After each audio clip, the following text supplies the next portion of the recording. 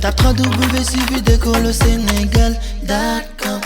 À école au Sénégal, c'est facile, tu n'as qu'à te connecter. Tape école au Sénégal, les leçons sont beaucoup plus détaillées. Martin Luther King Jr. actually. He's Martin Luther King Jr. because the daddy was senior.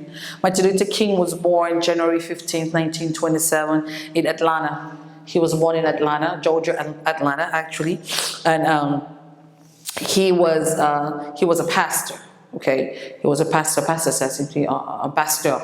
He was a Baptist pastor, he was an activist, he was a politician, he was an anti-segregationist. He was really against all the social injustice and all the slavery and the sufferings and the segregation I was going through.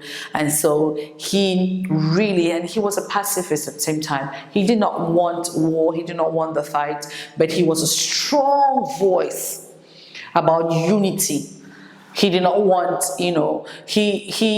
he fought really against the social injustice or the racial injustice about the sufferings of the blacks were going through, the killings and all that. And so about the sufferings and the demeaning that blacks went through. And so, and of course he was married and had 4 kids. And he is known for the famous speech of I have a dream. I have a dream that my 4 little children will sit on a table, and not be judged by the color of their skin, but by the content of their minds or by the head, And so he felt like that people that blacks, that the black community should not be killed or should not be judged or should not have justice. He wanted justice for all. He was actually for justice for all. That if I commit a crime as an Afro and you commit a crime as a Caucasian, the ruling should be the same, not because of my skin color. That don't judge me, don't make me to suffer because I'm black and you're white. And he felt like there was no race that was superior than the other. And so that was Martin Luther King. And of course, that speech of I have a dream is very, very important and resonates even today. And you should go learn that speech and know it by heart. The speech was made on August 28, 1963, and so it's important that you should go learn this. He was assassinated. He got assassinated. He got killed while on his balcony. He was on his balcony and somebody shot at him. And that's how Martin Luther King died, MLK. He's known as MLK. But still, he's celebrated. We have the day. It's been celebrated as National Day of Martin Luther King because of what he did, because of the stories and a lot of speeches that he wrote, because of the pacifist, just as Mandela was, that he wrote, seeking for justice for all, seeking for equality of all, seeking for peace, and for all. And that is Martin Luther King. You should know about him, okay? And then we go now to Harriet Tubman. We're going now to a different ball game. Harriet Tubman is one of those ladies that people talk about all the time. Harriet Tubman that you should know. It was a very powerful lady, a very strong lady that had a lot of courage. She was born in 1820. And when you look at 1820, that tells you that it was during the time of slavery. They had, of slaves and bondage, and she was born as a slave. She was sold at the age of 2 years old or so as a slave, and she worked on the farms and the plantations, as they call it, a couple of times until the age of 6. She worked in plantations. She was not opportunity to go to school, and so she started working very long hours, working hard in the field, in the plantation as a slave, because she was not born free, And so during that time, around that time, she started having sight problems. She started having eye problems, and she almost lost her sight, her view, seeing. And then, and as she grew up, she said that she started having visions. Visions means that God was revealing things to her, telling her that she had to save her people. Somehow like the Moses. That's why she is called the Black Moses.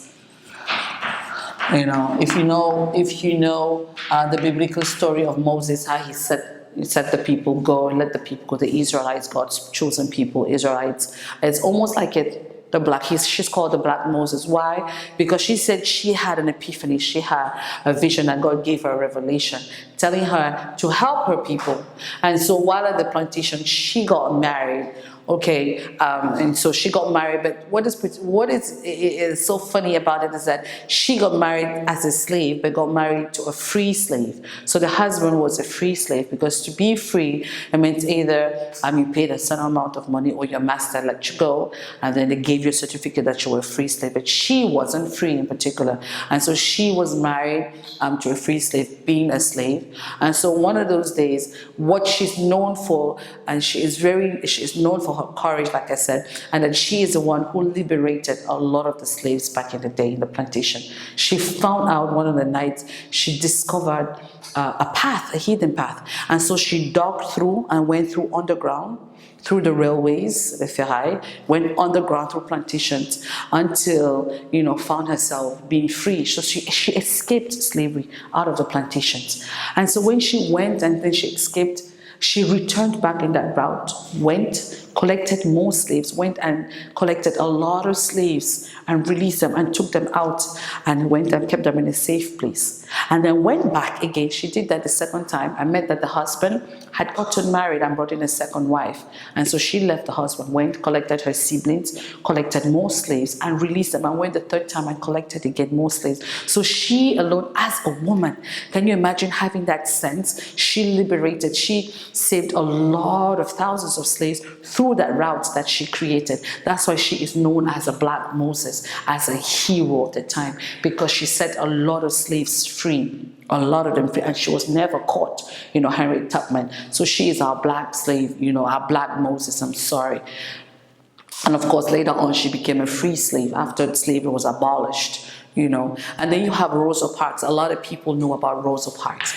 Rosa Parks is also called Rosa Louise. Her middle name was Louise, even though a lot of people don't know her as Louise, but her middle name was Louise, Rosa Louise Parks, and Rosa Louise Parks was born in Alabama. I remember I told you about Alabama, Montgomery, Alabama, which is a white state, and she was born February 4th, 1913, way after the slavery, because 19th was after the slavery, whereas the 18th century, that tells you that your slave period, okay? And during that period of Rosa Parks, it's almost like the story of Claudette Colvin. Remember I told you about Claudette Colvin, the 15-year-old in the bus? And so her story occurred 9 months, literally, after Claudette Colvin. It was this young lady, she was tired after a long day's work, and then she got in the bus and she sat in the bus in Montgomery, and this white man comes in and tells her to give her the bus and move to the back, give her a seat, I'm sorry. And she said no. And so I'm like, what do you mean? I need this. I'm a woman, you nigger, and all that. You go to the back, I need to sit down. And the lady said, no, I'm going to sit here. I came in first. And so what the white man did was to take her, pull her by the shirt, took her out, was beaten, was even locked up. She was judged and was even locked up that she said no to a white man, and it created a lot of turmoil, a lot of movement, and people started marching, and so there was a lot of activists, and that brought a lot of trouble onto she got released. And so she is known for her courage as well, and for the fact that she said no to a white man. It's amazing about that, And so she, Rosa Parks, really fought against it. She was an activist, she was against racism, and she fought alongside Martin Luther King alongside Martin Luther King and all the other fighters that were around against social injustice, against discrimination. So she is known, Rosa Parks is known for saying, no, I'm not going to move at the back of the bus. I'm going to stay here. We have the same equal rights and all. And then Malcolm X,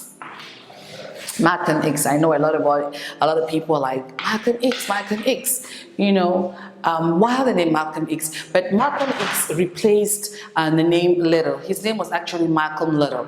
And Little was the name that was given by the Western people. And so when he grew up and was fighting alongside Martin Luther King, because he was an activist as well, he was a political activist as well, and he was born May 19th, 1925 in Nebraska. NE is Nebraska. It's a state in America, okay? And he said X. He said, when they asked him, why the X?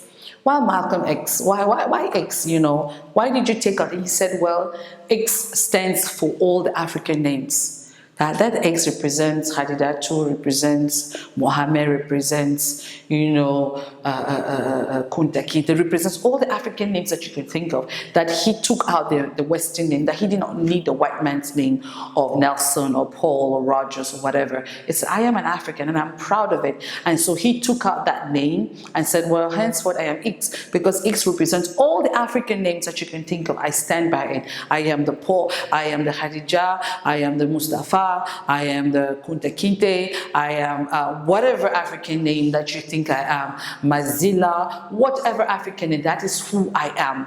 That's my name, okay? I don't want the Western name. You don't need to give me that. And so that is what the X stands for. It's a representation of his African identity. It said, I am an African, I am black, and I need that, okay? And he is actually a Muslim, a religious activist. He's a religious activist, actually a Muslim activist, because he was a Muslim, he was Islamic. So he was a Muslim activist.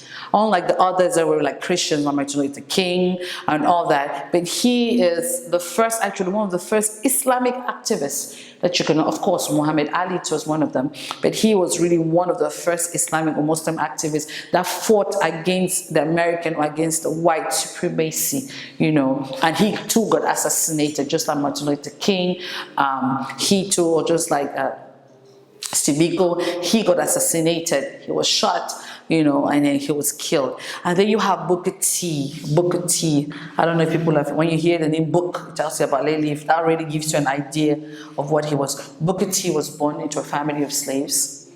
He too was a slave, and he did not know his father because the mother was a slave and a black slave, and the mother had a child with a white man, and the white man never came to show up. And so we don't know who the father was. Nobody ever knew who the father was. And so because he was mixed, he was termed black, and so the father is not known because they know that the father was a white man. I'm sure the father, had a relationship with a black slave, and the black slave got pregnant and had Booker T. So his name was Booker T. Washington, born 1856. And 1856 tells you that was a year of slavery, because slavery was 1718, just like Harriet Tubman, And so because America has gone through a series of slavery and then discrimination and all the racism, which we still have now anyway. And so we have Booker T. born in 1856. And what would happen was, even though the mom was a slave, he too was a slave. He began working as a cleaner, technicien de surface, as a cleaner, cleaning, toilets and floors and things like that, and cleaning. And so he was a cleaner. And then out of that, when he made whatever dollar that he had, he used that money to sponsor himself in school.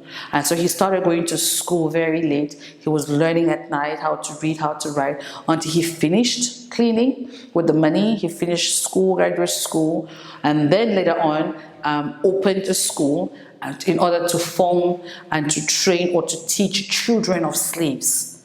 So that's how slave kids became educated, became literate people. So that's how he did it. So he was an educator, he was a lecturer, he was an activist, and felt like everybody had equal right to learn, because back in the day during the slavery, like I said, the blacks did not have right to school, only the white people.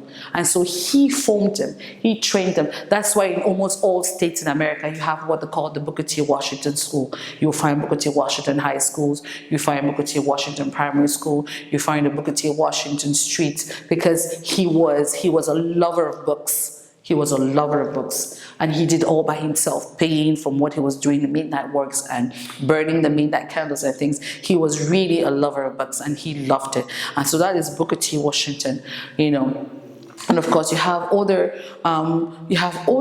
heroes. You have Obama. Of course, everybody knows President Obama. Everybody knows Muhammad Ali. That was one of the first black fighters. He was the first black boxer fighter, in the world, and he's still known for that. You know Barack Obama, who was the first black president. We've gone a long way to become the first black president. Can you imagine that? That is a dream of MLK, Martin Luther King, coming to life. The first black president that came up with the slogan, "Yes, you can," of course. And so these are some of the black heroes, African-American heroes, that you get to know off. There are so many of them, but I love them. Angela, Maya Angelou out there, and you have Kobe Bryant that died, that was a real basketball player. So we have a lot of heroes out there that you can think of, from artists to filmmakers, to politicians, to activists, to doctors. There's so many of them that you can learn. But we've looked at about 10 each. We've given them examples, or maybe 8 or 9, about 10 each. And I hope that you will do your research, and I hope that you have some kind of broad opening as far as heroes are concerned, because we're still on cultural heritage. Heroes are concerned. And you can probably cite them. Google them and see who these people are. This is just a synopsis of what we talked about. And I'll see you next time. Thank you. This is Teacher Raissa.